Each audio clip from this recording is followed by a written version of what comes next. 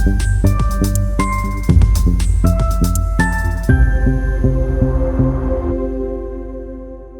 everyone, myself Satyendra Singh Tomar, faculty for current affairs, right.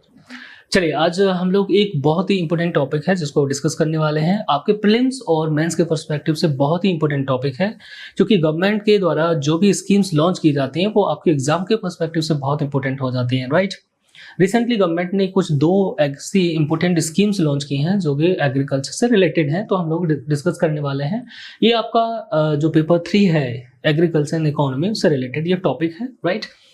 तो प्रधानमंत्री धन धान्य कृषि योजना ये अभी रिसेंटली गवर्नमेंट ऑफ इंडिया, हालांकि जुलाई में ये लॉन्च कर दी थी सरकार ने, अभी रिसेंटली इसको रोल आउट किया है। तो ये समझते हैं पहले कि ये स्कीम एग्जैक्टली है क्या, इसके क्या की प्रोविजंस हैं और ये कैसे हमारे जो एग्रीकल्चर है उसको हमारे देश में है ना किसानों को कैसे बेनिफिट करते हैं, ये चीज़ें हम लोग समझने वाले हैं, राइट। चलिए सबसे पहले देखते हैं कि एग्जैक्टली है क्या ये, व्हाट इज PMDDKY, राइट। आपके एग्जाम के पर्सपेक्टिव से बहुत इंपॉर्टेंट है। तो प्रधानमंत्री धन धान्य कृषि योजना है ना, इसके रिगार्डिंग आपसे मेंस में भी क्वेश्चन हो सकता है और प्रीलिम्स में भी क्वेश्चन हो सकता है। आपको ध्यान रखना है, इसके की प्रोविजंस आपको विशेषकर ध्यान रखना है। कुछ चीजें हाईलाइटेड चीजें हैं उनको हमको ध्यान रखना है। तो गवर्नमेंट ऑफ इंडिया ने अभी ये स्कीम को लॉन्च किया है। हालांकि ये बजट में पहले ही अनाउंस कर दिया था, 2025 का जो यूनियन बजट था उसमें ये पहले से ही है ना। Under this scheme farmers get direct financial help. इस स्कीम के अंतर्गत जो किसान हैं उनको क्या होगा, डायरेक्ट फाइनेंशियल हेल्प मिलेगी। जो new farming tools, crop insurance and better market access. आपको याद रखना है अब इस स्कीम के माध्यम से, इसमें बहुत सारी सरकारें क्या गए, सरकार बहुत सारी स्कीम्स को चला रही थी है ना, जो कि इरिगेशन से संबंधित थी, इंश्योरेंस से संबंधित थी। सारी स्कीम्स को क्या किया है सरकार ने, एक ही अम्ब्रेला स्कीम्स के अंतर्गत लेकर आई है सरकार, राइट। अब इसके अंतर्गत क्या होगा कि फार्मर्स को डायरेक्ट फाइनेंशियल असिस्टेंस भी मिलेगा है ना, यहाँ पे फाइनेंशियल हेल्प मिलेगी। और जो टूल्स है जैसे ट्रैक्टर है ना, अदर जो टूल्स हैं जो कोई किसानी या खेती के लिए लगते हैं और है ना, उसके लिए भी इंश्योरेंस है, क्रॉप इंश्योरेंस है। और बेटर मार्केट एक्सेस कि कैसे अपनी फसल को बेच सकता है किसान, कैसे मार्केट एक्सेस इजी तरीके से फार्मर को हो सकता है, वो सरकार इसको इसके माध्यम से प्रोवाइड करना चाहती है ना। अभी देखेंगे आप इसमें टारगेट क्या किया गया है, आपको ये थोड़ा सा ध्यान रखना है ना, यहीं से है। तो इसके अंतर्गत टारगेट किया है कि 100 under performing district where farming faces a challenge like low crop yields, water scarcity and limited access to resources, right.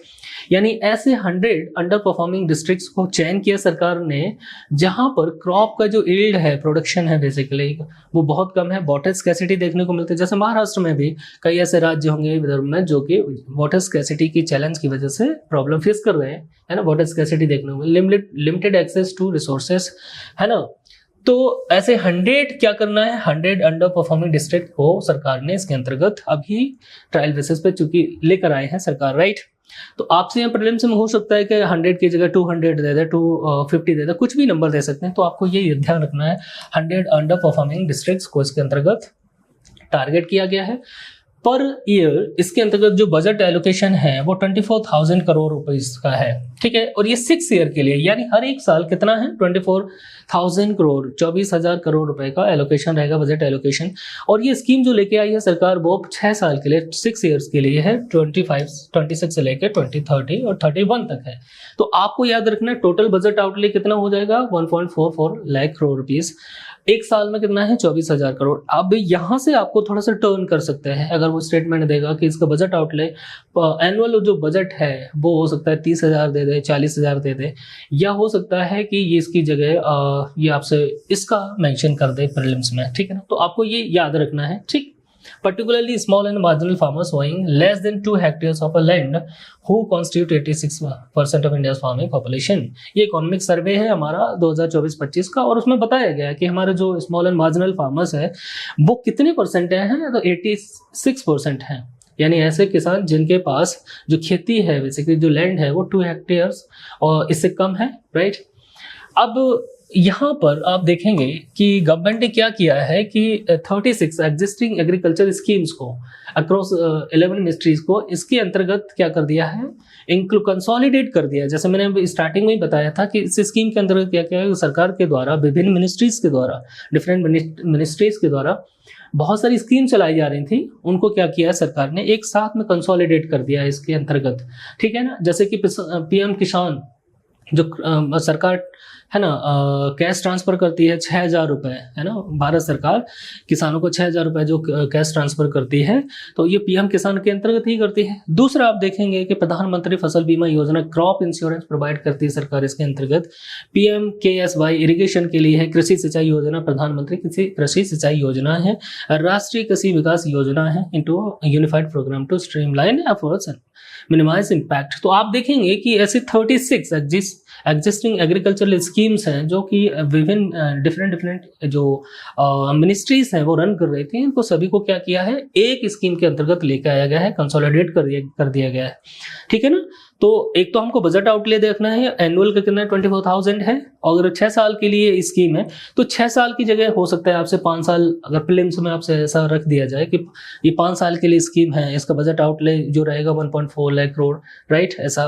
तो आपको ये चीज थोड़ा सा ध्यान रखना है, राइट।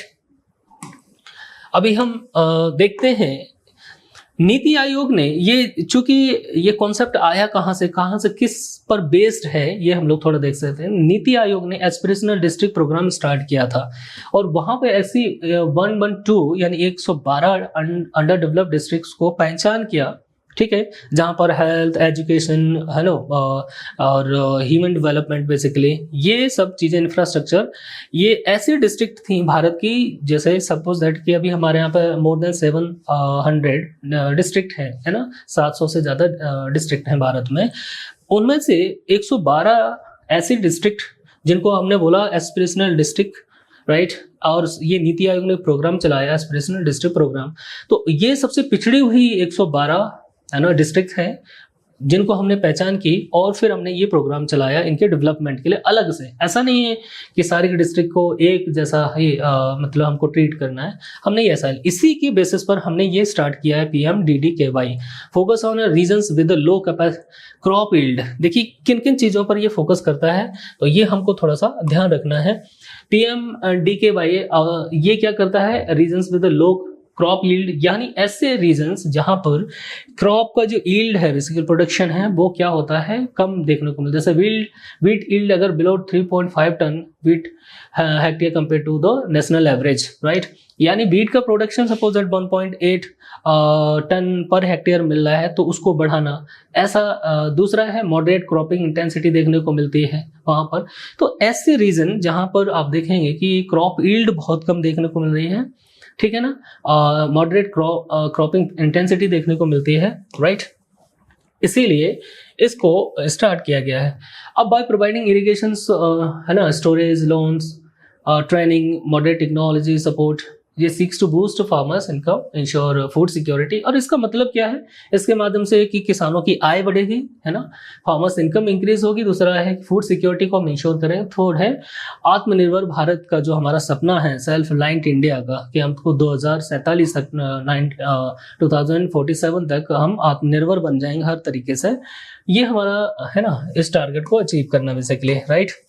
अब scheme operate under the ministry of agriculture, farmers welfare, who oversight from national steering committee, state level nodal committee है, और डिस्ट्रिक्ट धन धान्य समिति, ये डिस्ट्रिक्ट मजिस्ट्रेट के अंतर्गत। तो आपको देखने को मिलेगा कि 3 तरह की आपको लेयर देखने को, यानी 3 तरीके से इसको हम क्या करेंगे, इम्प्लीमेंट करने वाले हैं 3 स्तर पर बेसिकली। एक नेशनल स्टीयरिंग कमेटी होगी जो देखेगी ओवरऑल कि क्या परफॉर्मेंस चल रहा है डिस्ट्रिक्ट लेवल पर, है ना, कौन सा डिस्ट्रिक्ट बेहतर तरीके से परफॉर्म कर पा रहा है, राइट। तो एक नेशनल स्टीयरिंग कमेटी होगी, इसके नीचे स्टेट लेवल नोडल कमेटी रहेगी, राइट। हर एक स्टेट में जहां जो राज्य चयन किया गया है, सपोज महाराष्ट्र का कोई 10 जिले इसके अंतर्गत लाए गए हैं, तो यहाँ पर स्टेट लेवल नोडल कमेटी बनाई जाएगी, स्टैब्लिश की जाएगी। फिर उसके नीचे वो डिस्ट्रिक्ट धन धान्य समिति बनाई, led by the district collector. ऐसा तो 3 स्ट्रक्चर हमने देखना, 3 टियर स्ट्रक्चर देखने को मिलेगा इसमें, है ना, राइट। अभी हम बात करते हैं कि ये एग्जैक्टली है क्या। वो हमने देखा कि प्रधानमंत्री धन Dhanya Krishi Yojana is a new scheme by the Indian government to support farmers. उनके लिए ऑब्वियस बात लेकर है। Under this scheme farmers get direct financial help. ये चीज़ें हम लोगों ने ऑलरेडी अभी देख लिया है यहाँ पर, राइट। अब ये लॉन्च क्यों की गई, सबसे इंपॉर्टेंट चीज़ है कि हमको ये देखना है कि इस स्कीम को सरकार लेकर क्यों है, why government has launch this scheme, right. अभी देखेंगे एग्रीकल्चर की हमारी जो कंडीशन है भारत में वो वेरी पैथेटिक है, right. There is a very pathetic condition of agriculture in India, right. अभी एम्प्लॉयज की बात करते हैं तो 46% अभी भी क्या है कि लोग इसमें एम्प्लॉयड है एग्रीकल्चर में, और एक बहुत बड़ा मेजर चंक है बेसिकली कि अभी 46% लोग एग्रीकल्चर में काम करते हैं, right. The work force economic survey आया था 2024 का। सिग्निफिकेंट हेल्थ चैलेंजेस हैं that handle its potential to support, है ना, livelihood and national food security, obviously बात है।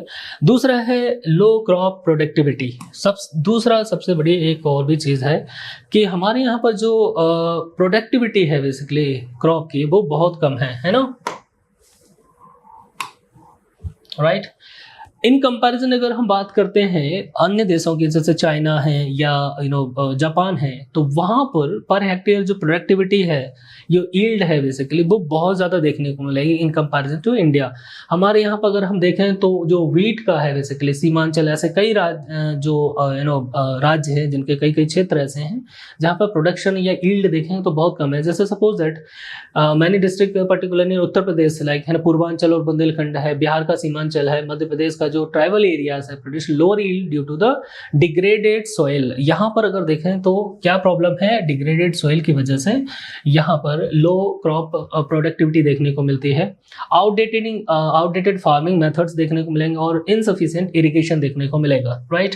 जैसे सपोज दैट अगर हम सीमांचल की बात करते हैं तो सीमांचल में 1.8 टन पर हेक्टेयर वीट का प्रोडक्शन आप लोगों को देखने को मिलेगा, जो नेशनल जो हमारा है ना प्रोडक्शन है ऑन एवरेज 2.7 टन है, right, 2.7 tonne, right. Dependence on monsoon, तो हमारी एग्रीकल्चर आज भी, तो सबसे पहला है कि हमारे यहाँ पे एक तो है कि एम्प्लॉयमेंट की अगर हम बात करते हैं तो 46% लोग अभी भी एम्प्लॉयमेंट के लिए एग्रीकल्चर पर डिपेंड करते हैं, जो कि पूरे विश्व में अगर हम देखें सबसे ज़्यादा देखने को मिलता है, राइट। दूसरा है लो क्रॉप प्रोडक्टिविटी हमारे यहाँ पे ये। तीसरा है डिपेंडेंस ऑन मानसून। हम आज भी हमारे जो किसानी खेती है वो किस पर डिपेंड करती है, मानसून। अगर मानसून अच्छा रहेगा तो ऑब्वियसली बात है क्या है कि एग्रीकल्चर जो प्रोड्यूस है वो बहुत अच्छा होगा, नहीं तो फिर बहुत ज़्यादा चैलेंजेस है। ओवर 52% इंडिया से farm land relies on unpredictable monsoon.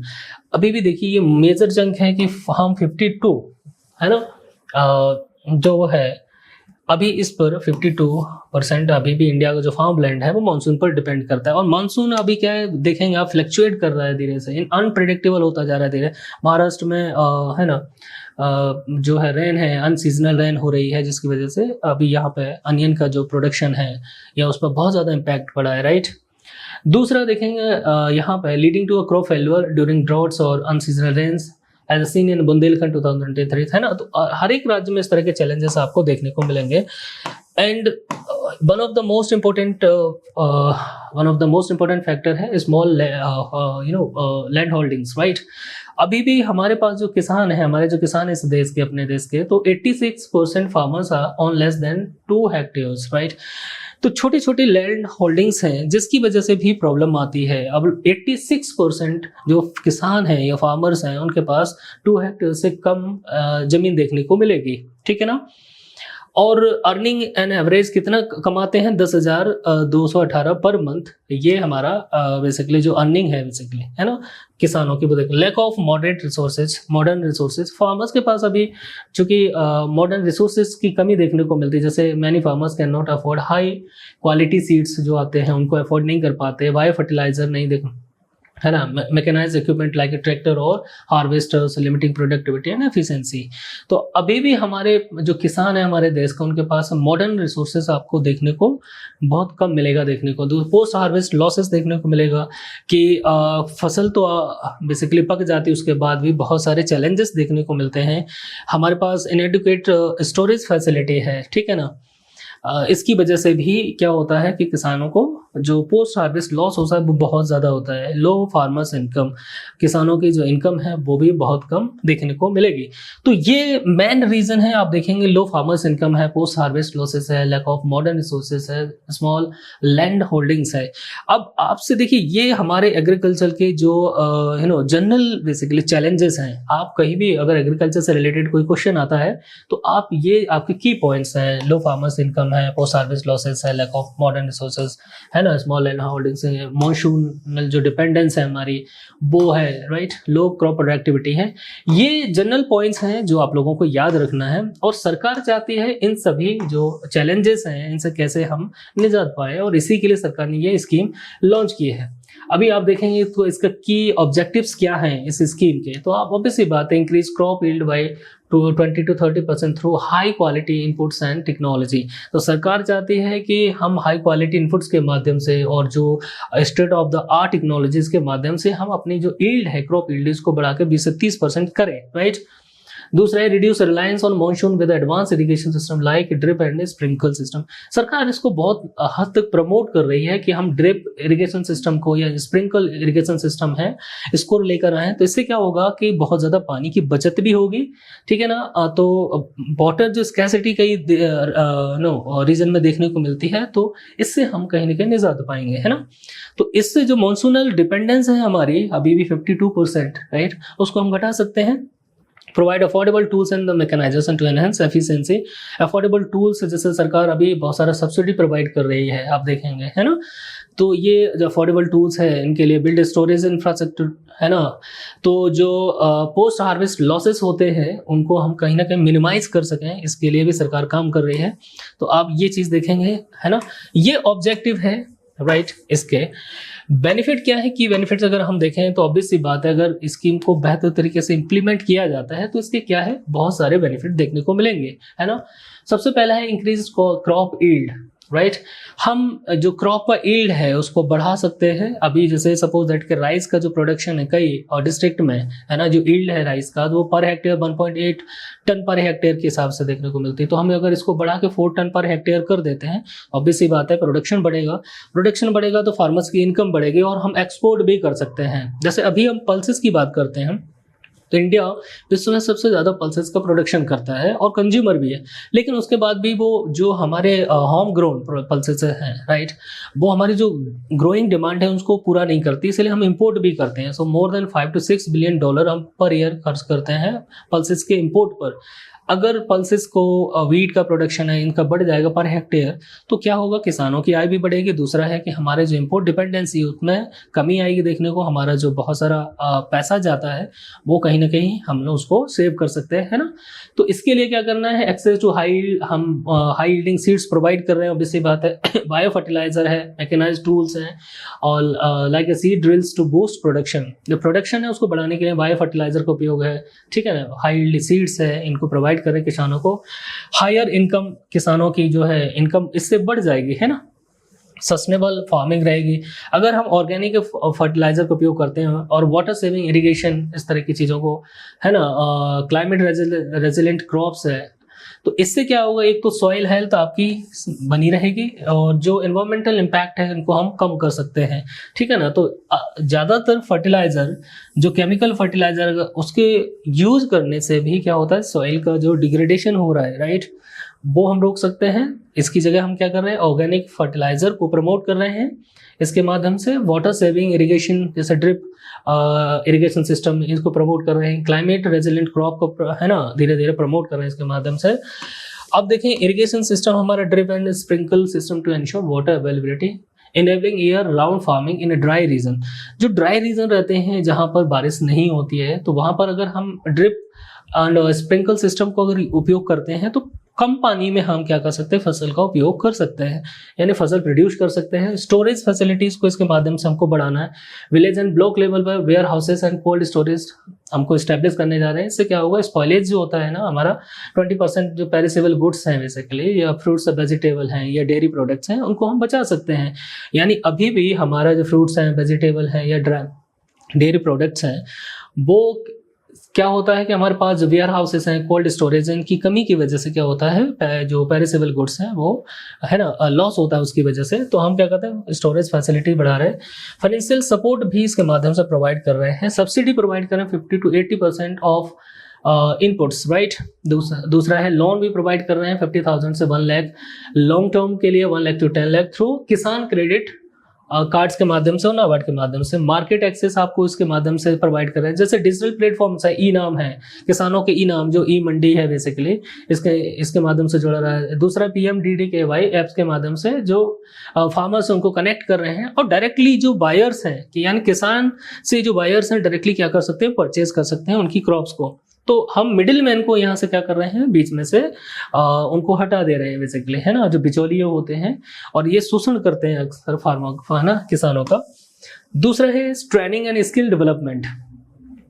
हम किसानों को क्या कर रहे हैं, इसके माध्यम से कृषि विज्ञान जो केंद्र हैं स्टैब्लिश किए गए हैं, यूनिवर्सिटीज हैं, एग्रीकल्चर यूनिवर्सिटीज हैं, प्राइवेट पार्टनर्स के माध्यम से किसानों को क्या कर रहे हैं, यहाँ स्किल डेवलपमेंट दे रहे हैं, ट्रेनिंग दे रहे हैं। अभी आप देखेंगे कि बहुत सारे देशों में हम अपने किसानों को भेज रहे हैं, जैसे इजराइल है, जापान है ना, ऐसे कई देशों में हम अपने किसानों को भेज रहे हैं। वहां पर देख के आते हैं हमारे किसान कि वहां पर कैसे कैसे, जैसे इजराइल है तो इजराइल कैसे एक छोटा सा देश है और वहां पे एग्रीकल्चर जो प्रोड्यूस है ना, और या एग्रीकल्चर जो टेक्नोलॉजी है उनको कैसे उपयोग करते हैं। तीसरा एक और है, यहाँ पर महिलाओं पर विशेष ध्यान दिया गया है, विमेन एम्पावरमेंट पर सपोर्ट 10,000 विमेन प्रोड्यूसर्स ग्रुप्स। जो विमेन प्रोड्यूसर ग्रुप्स हैं लगभग 10,000 के समथिंग, उनको हम ट्रेनिंग दे रहे हैं, लॉन्च दे रहे हैं, market linkage for activities like dairy and organic farming के लिए इनको प्रमोट कर रहे हैं। Global exposure a fully funded international training for 500 farmers in countries like, जैसे इजराइल है, expertise in drip irrigation. Israel का ड्रिप इरिगेशन सिस्टम सबसे एडवांस्ड है अगर हम देखें विश्व में। जापान का जो प्रेसिजन फार्मिंग है और नीदरलैंड का ग्रीन हाउस टेक्नोलॉजी है। हम क्या कर रहे हैं, अब अपने फार्मर्स को बाहर भेज रहे हैं, जैसे ये लोग यहाँ से सीख कर आए, राइट।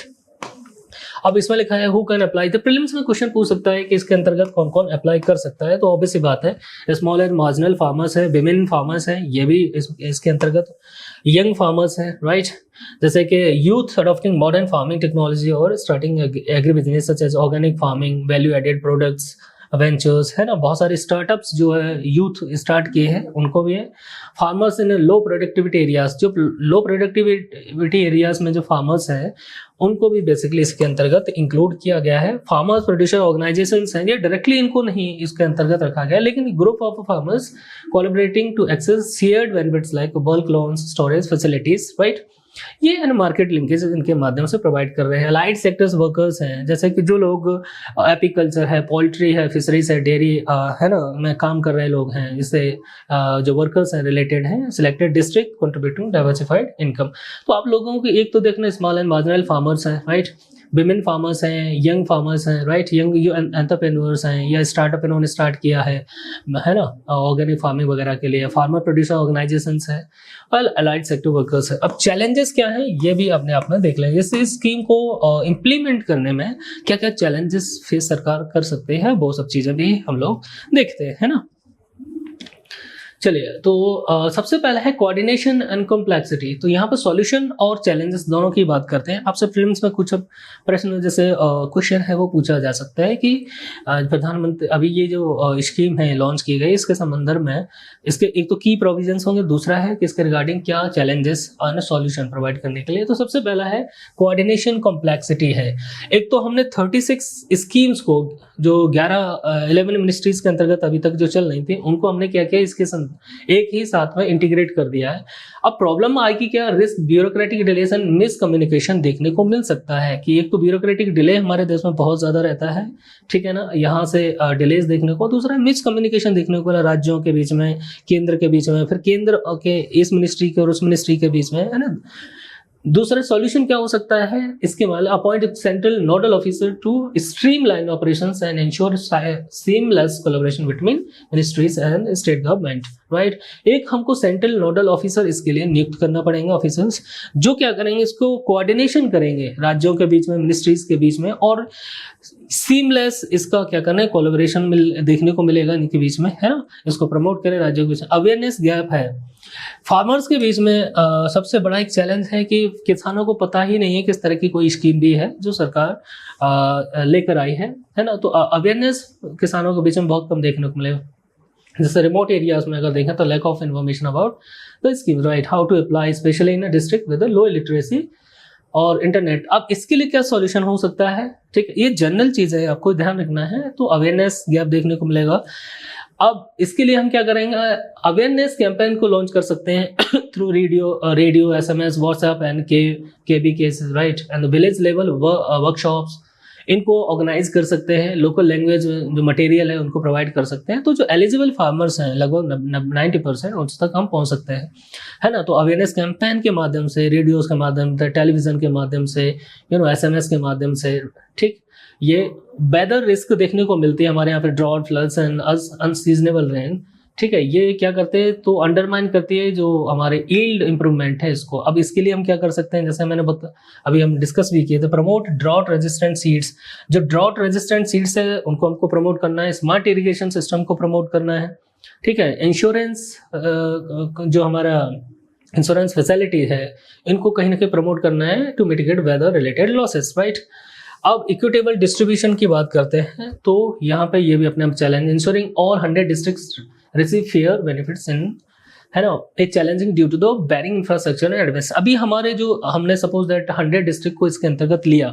अब सभी डिस्ट्रिक्ट में कंडीशन एक जैसी नहीं है, तो हमको क्या करना पड़ेगा कि सपोज दैट एक डिस्ट्रिक्ट बहुत बेहतर तरीके से कोई काम कर रहा है तो उसके क्या इनपुट्स हैं, दूसरे डिस्ट्रिक्ट को हम, है ना, क्या इंफ्रास्ट्रक्चर चैलेंजेस हैं, एडमिनिस्ट्रेटिव जो कैपेसिटी है वहाँ पर, वो सब सारी चीज़ें हम देख सकते हैं। तो इससे क्या होगा कि हमको डिस्ट्रीब्यूशन बेहतर तरीके से कर सकते हैं। सॉल्यूशन क्या होगा, monitor 117 kVPI through the digital dashboard with monthly reviews and third party audits, यानी थर्ड पार्टी के माध्यम से ऑडिट को इंश्योर कर सकते हैं हम। डिजिटल डैशबोर्ड के माध्यम से हम क्या करेंगे, तो मंथली रिव्यू कर सकते हैं, ensure transparency and fairness. Infrastructure deficits भी देखने को मिलता है। अब इसके लिए क्या कर सकते हैं, लिवरेज पब्लिक प्राइवेट पार्टनरशिप, यानी पब्लिक प्राइवेट पार्टनरशिप को एग्रीकल्चर। ये देखिए हमारे देश में ना एक सबसे बड़ा एक और भी चैलेंज है, पब्लिक प्राइवेट पार्टनरशिप आपको एग्रीकल्चर क्षेत्र में, एग्रीकल्चर सेक्टर में बहुत कम देखने को मिलेगा। इसीलिए हमारा ये एग्रीकल्चर सेक्टर, सरकार ने इसको सुदृढ़ करने के लिए 3 फार्म लॉ लेकर भी आई थी, जो कि फार्म एजिटेशन की वजह से, फार्मर्स के एजिटेशन की वजह से उसको रोल बैक करना पड़ा। बट वो तीनों ही स्कीम बहुत अच्छी थी। अगर ये होता तो क्या होता, पब्लिक प्राइवेट पार्टनरशिप इससे बढ़ती तो किसान जो हमारी खेती है यानी एग्रीकल्चर है उसमें कहीं ना कहीं इन्वेस्टमेंट भी बढ़ता। तो ये है ना, पब्लिक प्राइवेट पार्टनरशिप है, इसको हमको क्या है, प्रमोट कर रहे हैं, लीवरेज कर रहे हैं to build a rural infrastructure targeting 50% coverage of storage and irrigation facilities, right. अब देखिए यहाँ पर कुछ और भी एक थोड़ा सा चीज ध्यान रखना है कि स्टेट लेवल पर भी हम एग्रीकल्चर स्कीम्स कुछ चला रहे हैं, वो आपके एग्जाम के पर्सपेक्टिव से थोड़ा सा देख लेना। जैसे उत्तर प्रदेश में है यूपी एग्रीज है, महाराष्ट्र में स्मार्ट प्रोजेक्ट लेकर आई है। इसमें क्या किया है, focus on micro irrigation and market linkage for 10,000 villages, है ना। इसको आपको याद रखना है। तो स्मार्ट प्रोजेक्ट हो सकता है कि आपसे मैच द फॉलोइंग में आ जाए यूपी एग्रीज है, स्मार्ट प्रोजेक्ट है, यहाँ पर बिहार का है कृषि रोड मैप है, और तेलंगाना का ये है रैथो बंधु, राइट। इसके अंदर क्या क्या करती है सरकार कि 10,000 पर एकड़ कैश ट्रांसफर करती है। जैसे भारत सरकार 6,000 रुपये देती है ना, कि प्रधानमंत्री किसान स्कीम के अंतर्गत, ऐसे ही रैथो बंधु जो स्कीम है इसके अंतर्गत सरकार क्या करती है, तेलंगाना सरकार 10,000 पर एकड़ कैश ट्रांसफर करती है ना। तो ये टॉपिक है, होप सो कि आप लोगों को समझ में आया होगा। तो अभी हमने देखा कि इसके रिगार्डिंग क्या क्या चैलेंजेस हैं और उसके क्या सॉल्यूशन है, ये आपके मेंस के लिए बहुत इंपॉर्टेंट है, राइट। दूसरा ये है कि हम क्यों लेकर आए थे, ये स्कीम सरकार क्यों लेकर आई है, इसके पीछे क्या कारण है, ठीक है। दूसरा है इसके क्या बेनिफिट है, ये चीज़ हमने देखी यहाँ पर, और ऑब्जेक्टिव्स भी देखे हैं इसके अंतर्गत, राइट। और इसके क्या की प्रोविजंस हैं, सरकार ने ये लॉन्च क्यों की है, क्या की प्रोविजंस हैं इसके अंदर, ये हम लोगों को ध्यान रखना है। होप सो कि आप लोगों को ये चीज़ समझ में आई होगी।